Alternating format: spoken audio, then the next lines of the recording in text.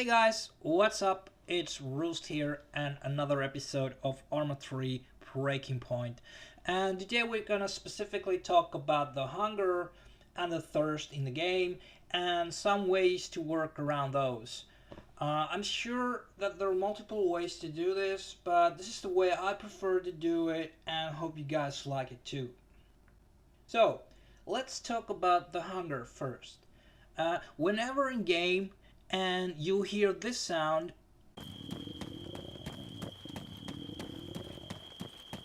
that means that your character is hungry. And after for a while hearing this sound, you will get a message that your character is dying of hunger. And after that message, you don't have much time before your character actually dies, so you need to eat real fast. Usually, what I do is I eat the second I hear that sound. Probably I will find a safe place to eat, but yeah, every time I hear that sound, I try to eat straight away. There are different kinds of food in the game, so let's start with the canned food and stuff like that. You can find canned food, say meatballs and stuff like that, and cereal boxes in loot piles. So let's say you're in a big city and you go around the houses, there's a really big chance you come up with food in that. But also there's a chance when you're in a big city that there are group of players or player that are not actually that friendly or and maybe are planning on to jump on you, and looting is always something that distracts you from the other stuff in the game, so I don't prefer doing that. The another way to acquire food in game is hunting. So what you need for hunting is that you need some kind of weapon to kill the animals with. You can use your gun, use your axe, and you can use the bayonet in your gun, and I prefer the axe and the bayonet because they're more silent and they don't give away your position that easily. Besides hunting, you need to cook the food. I mean, eating raw food is a risk of infection, and I don't like to be infected because antivirals are not that common in game.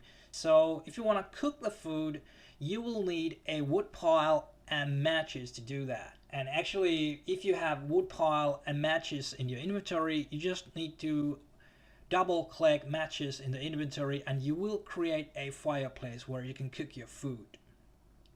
Also, you can eat zombie meat.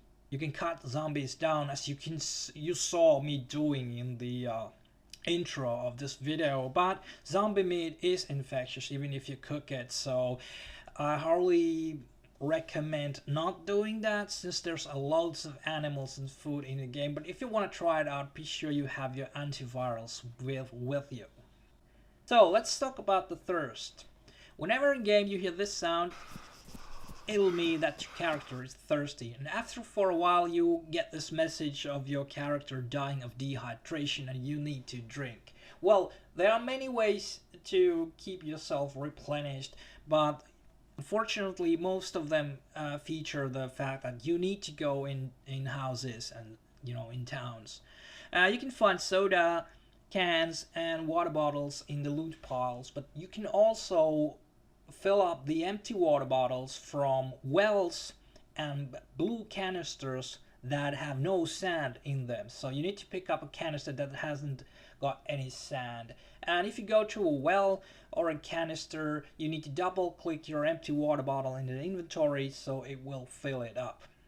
The safe way to go is to boil your water after you have acquired it. So what you need for that is of course a wood pile, a matches, and a empty tin can, which you can acquire by eating canned food or drinking soft drinks. So you make a fireplace and you have your tin can and your water bottles full of water, and if you scroll down menu and there's an option that you can boil the water, and after that it is safe to drink without risking an infection.